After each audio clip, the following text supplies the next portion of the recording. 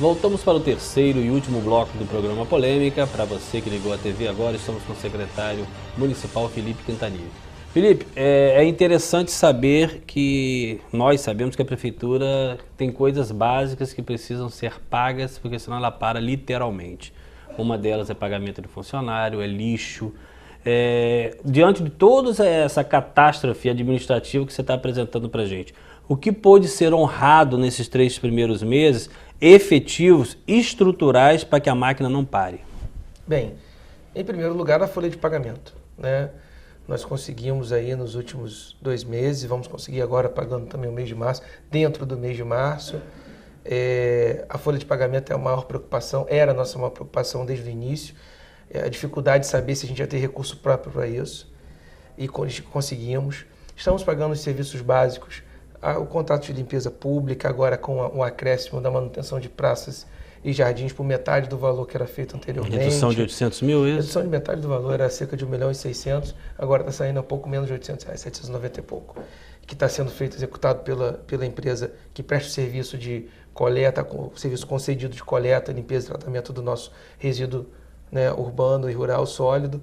Enfim, nós temos honrado com os serviços básicos do município, todos eles estão sendo pagos em dia, todo o fornecimento de medicamento que foi feito com base nas atas de registro de preço foram pagos, todos os serviços contratados nesse início de ano foram pagos, água e energia, que todos os dois tinham débito, cerca de 10 milhões, mais de 10 milhões dos dois credores, pagam impreterivelmente em dia, tanto a água quanto a energia elétrica, ou seja, o básico para manutenção nós estamos pagando em dia, mantendo o pagamento. Até um episódio recente, em negociação com a Enel, né, com a antiga Ampla, negociando a dívida do município. Uma das rodadas de negociação, a pessoa da Enel ligando, até foi o próprio prefeito participando junto, lutando com a negociação, e a gente tinha pago na véspera, antes do vencimento.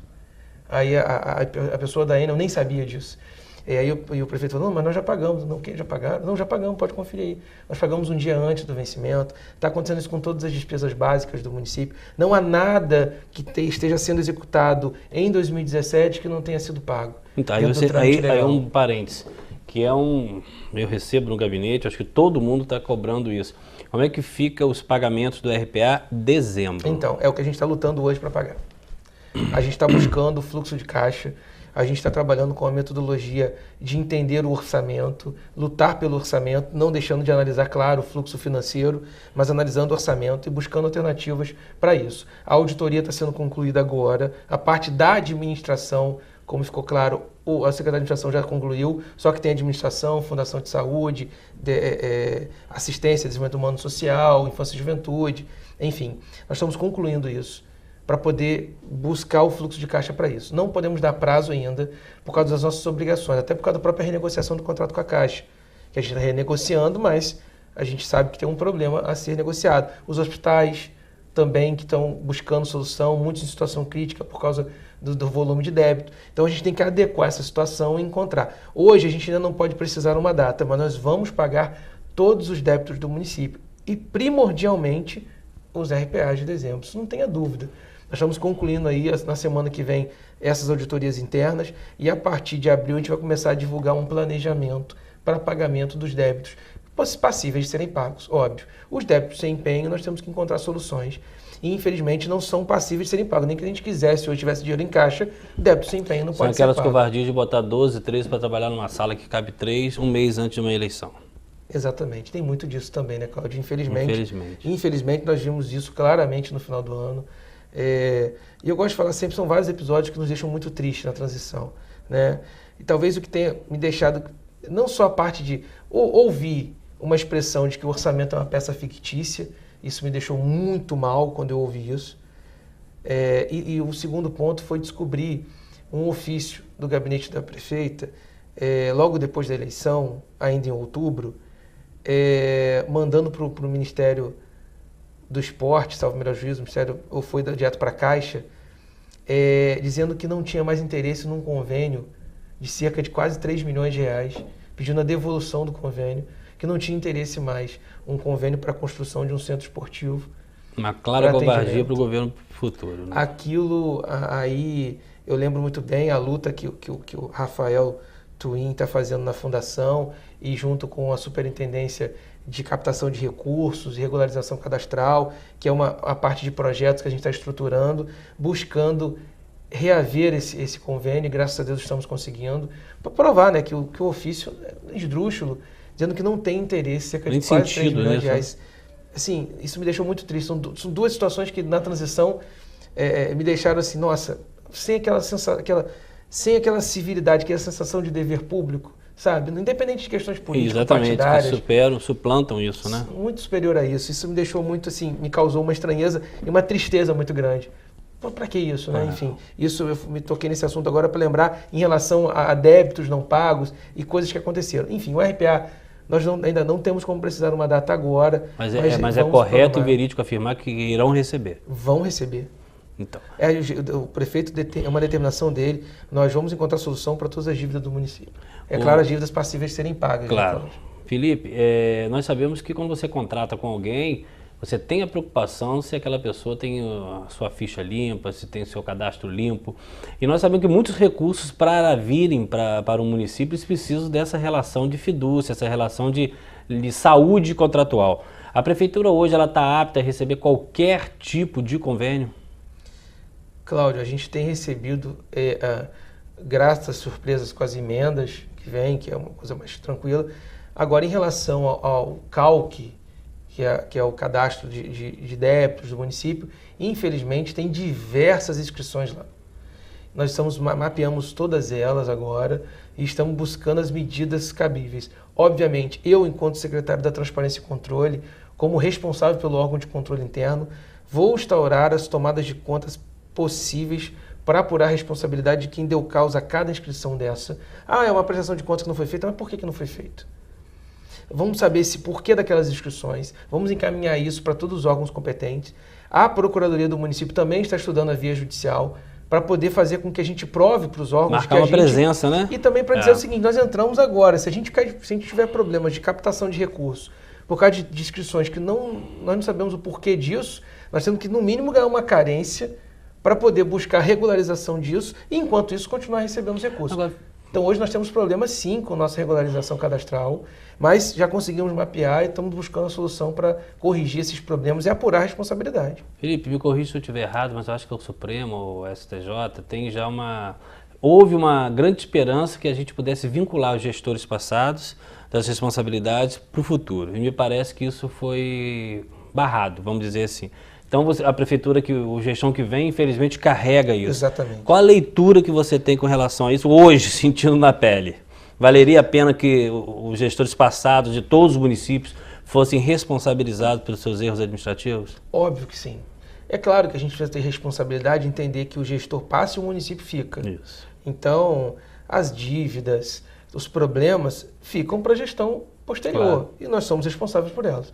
Mas a responsabilização, óbvio, que deveria ser exclusiva do gestor que deu causa àquela motivação. É claro que ele tem direito à ampla defesa contraditória. Ele vai te explicar lá por que os motivos que ele teve lá para poder... Mas não pode passar em branco, mas né? Não pode passar em branco. Mas não vai passar em branco. Porque a lei de responsabilidade fiscal já prevê punição para isso. A improbidade clara em diversas coisas que a gente está olhando, nós vamos mandar e enviar isso para os órgãos de controle. Todos os notas fiscais sem empenho nós já encaminhamos. As auditorias serão encaminhadas para todos os órgãos de controle. O presidente da Câmara já solicitou naquela última audiência, aquela sessão que eu tive presente, todos esses processos vamos encaminhar para os nobres edis, porque certamente vocês irão tomar as atitudes cabíveis. O Tribunal de Contas, o Ministério Público Federal, o Ministério Público do Estado, a Controladoria Geral da União, para, claro, buscar e vamos ingressar com as ações que nós entendemos como necessárias vinculadas a isso. Porém, a gente sabe que, por exemplo, o Tribunal de Contas, quando fiscaliza, ele vai responsabilizar o município pelos erros do passado. Então, assim, isso é um problema, eu concordo plenamente com você. E a Câmara agora com uma responsabilidade maior, né? Porque essa competência cai para a Câmara, né? Sim. E é igual em relação às contas, aprovação de contas, enfim. Cabe, a última palavra sempre do Poder Legislativo, que é o órgão de controle externo que está ao lado do município. E eu te peço até, não é porque a gente está entrevistando, mas por estar presidindo a CCJ, qualquer informação que você ache procedente, que chegue com antecipação, eu deixo o gabinete à sua disposição, não só para uma conversa pessoal, se você quiser que eu vá até você, eu acho que isso é um dever cívico de uma comissão tão importante como a CCJ. Sem dúvida, é bom você falar isso, obrigado por isso, eu acho que é importante a gente ter uma relação, como o prefeito sempre fala, uma relação institucional, entendendo o papel da Câmara, o papel do Poder Legislativo, o papel do Poder Executivo, são órgãos, são poderes diferentes, que precisam trabalhar juntos, mas são poderes autônomos, que têm suas competências e precisam trabalhar de maneira institucional. Acho importante que a Câmara desenvolva esse trabalho, e você, enquanto presidente da Comissão de Constituição e Justiça, que busque as alternativas, e nós encaminharemos sim esses procedimentos para lá, para que vocês analisem as medidas cabíveis, as possibilidades do que dentro das competências e atribuições da Câmara, especialmente no que tange às contas, porque realmente em 2016 o problema do início ao fim em relação à organização contábil. E esse ano teremos que aprovar fiscal. As contas ou não, né? Sim, da gestão passada. Sim, e é um parecer do Tribunal de Contas. A gente vai encaminhar várias informações para o tribunal agora, a gente está fazendo algumas consultas para eles, inclusive, porque, infelizmente, o ano de 2016, em termos orçamentário fiscal, foi caótico. E tem um detalhe importante. A análise dessas contas, e aqui a gente não está conversando da parte com bandeira partidária, e sim com a análise técnica, o efeito dessa aprovação ou não, vai muito de encontro ou a favor do discurso que vocês estão tendo hoje. Exatamente. O reflexo, porque se há um reconhecimento de vamos dizer assim, um descontrole administrativo, uma aprovação dessas contas pode vir até a chancelar. Sem dúvida nenhuma. Eu acho que o Poder Legislativo, vocês enquanto vereadores têm uma responsabilidade enorme nisso, assim como o Tribunal de Contas. O Tribunal de Contas mudou muito. Eu tive uma reunião no início do ano, na abertura dos trabalhos do Tribunal de Contas, e eu ouvi claramente do presidente do tribunal e diversos conselheiros e técnicos que o tribunal estava agindo de forma muito diferente, que ele estava de forma muito preocupada com os municípios, e me pareceu uma mudança significativa em termos de postura, e não há como se calar diante de tantos problemas.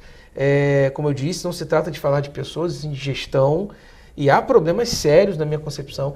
O que mais me causa muito estranheza é a questão da falta de empenho. Isso é violação total à legislação vigente. Você não pode contrair uma despesa sem um prévio empenho. Notas fiscais voadoras. Voadoras, sem empenho, não pode ter isso. Eu não posso iniciar um procedimento licitatório sem empenho. As terceirizações que a gestão passada queria fazer no final, eu impugnei enquanto pessoa física, junto a um município, não foi aceito, obviamente, a minha impugnação, mas todas as terceirizações sem previsão orçamentária. Não tinha previsão para 2016, nem tinha saldo orçamentário para 2017. Enfim, é um problema, se não tem, na minha concepção, não tem como não falar que é uma falta total de responsabilidade por parte do gestor contrair uma despesa sem ter segurança orçamentária. Agora que o diga os fornecedores, que estão aí numa situação com dívidas estratosféricas, muitos deles em situações muito complicadas, empresas e mais empresas do município. Literalmente. Tem muitas empresas do município aí, Cláudio, eu falo com propriedade, tenho visto, aí é nítido, a gente consegue olhar no rosto, que estão em situações muito complicadas. Felipe, aqui a gente está no improviso, né? Mas com relação à Fundação Municipal de Saúde e à Secretaria Municipal de Saúde, muitas pessoas me perguntam, Cláudio, se houver uma fusão ou extinção de uma ou outra, eu perco cargo horário, eu perco direito. Como é que está funcionando essa situação aí? Vamos lá, assim, a gente tem estudado muito essa questão da Secretaria Municipal de Saúde e da Fundação Municipal. Nós temos um problema gigante que envolve o Ferreira Machado. O Hospital Ferreira Machado hoje é um hospital de referência da região. Então nós atendemos muitas pessoas de fora. E o que vem do recurso federal, PPI, é muito baixo dos municípios. Então nós precisamos encontrar uma solução para o Hospital Ferreira Machado ser autossustentável. Isso é o que está... Isso não passa pelo fortalecimento das UBS, dos postos de saúde? Passa, mas o atendimento do trauma, principalmente do trauma... Emergência vermelha. A ponta da alta complexidade, da média e alta complexidade, está no Ferreira. Tá. Por mais que a gente busque alternativas, vai continuar tendo um problema lá. É claro que o fortalecimento da saúde preventiva, da promoção de saúde, como uma vez me explicou muito bem um amigo, Range, então um abraço para ele, a promoção de saúde, ao invés da só prevenção, né, promover a saúde, Vai diminuir, claro, os hospitais, vai diminuir a fila do Ferreira, do HGG, das UPHs, porém não diminuirá tanto em relação à região como um todo. Nós temos um problema pontual, então esse problema tem que ser tratado, por isso a discussão em termos de fundação. Quanto a essa questão de eventual fusão ou extinção da fundação, ou fusão com a secretaria, ou vice-versa, quanto a vínculo, não há que se discutir. Se o indivíduo pode ter 2 vínculos hoje, se ele tem um vínculo com a fundação de concurso e um vínculo com a secretaria, numa eventual fusão, seja de qualquer espécie, ele vai levar 2 vínculos. Se ele tem 2 vínculos por lei, e ele pode ter 2 vínculos na área médica, um está com a fundação, outro com a prefeitura. Mas não acabaria ficando ele no mesmo organograma, não? Não, mas não há problema por causa do vínculo. Ele vem com 2 vínculos e a lei já permite os 2 vínculos e vai ficar claro que foi uma fusão feita. Então não há que se falar em qualquer tipo de prejuízo para o funcionário, para o servidor que tem os vínculos. Isso está fora de cogitação, até a gente já conversou sobre isso.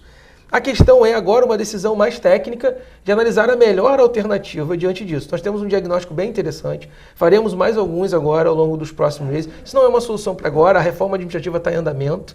Nós estamos trabalhando numa solução. Como eu disse, hoje a principal meta é resolver o problema do Ferreira Machado e do HGG, que infelizmente é uma situação complicada, você sabe muito bem disso, visitou bastante lá.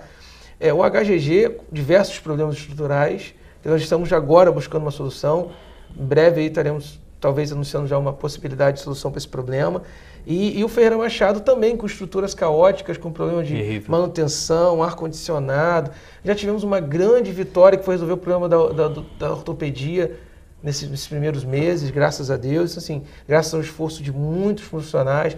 Doutor Pedro, doutor Pedrão, lá no Ferreira, segurando muito essa peteca, esse problemão. A saúde do município, por mais que nos cause assim, espanto, o volume de recurso aplicado, a saúde não funciona. Não funciona.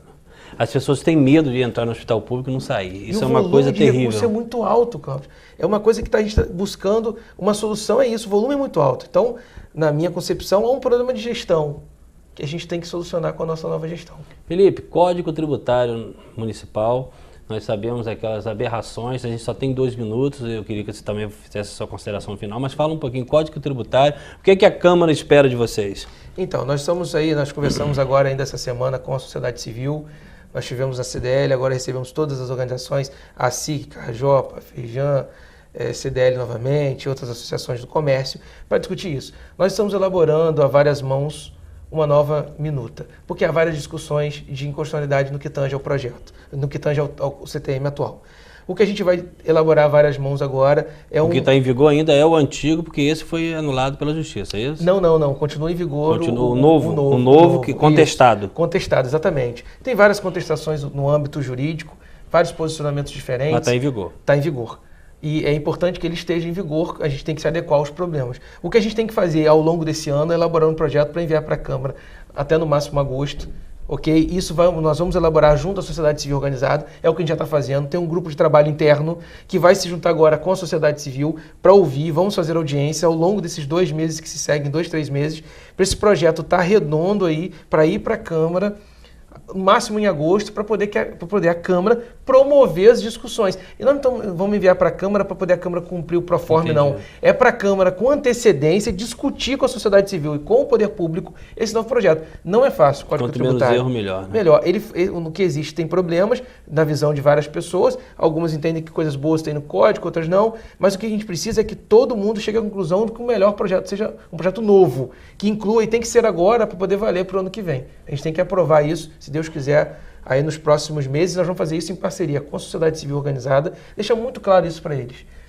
Não terá nada de surpresa, será feito com eles e depois com a Câmara na discussão. Felipe, eu queria agradecer muito o seu carinho, a sua atenção e dizer que o Grupo de Comunicação Terceira Via estará sempre à sua disposição e que você fizesse as suas considerações finais, nós já estouramos o tempo. Te agradeço, Cláudio, agradeço ao Grupo Terceira Via, muitos assuntos para falar, também falei do Portal da Transparência, enfim. É um prazer estar aqui, um prazer sempre falar, dar transparência à administração pública, é um dever nosso e é uma função que eu faço com muita satisfação, dar transparência a tudo que acontece. Estou sempre disponível para qualquer tipo de pergunta em relação à administração pública. Muito obrigado pela oportunidade de estar mais uma vez falando sobre esses assuntos, Cláudio. Estamos terminando mais um programa Polêmica e até semana que vem.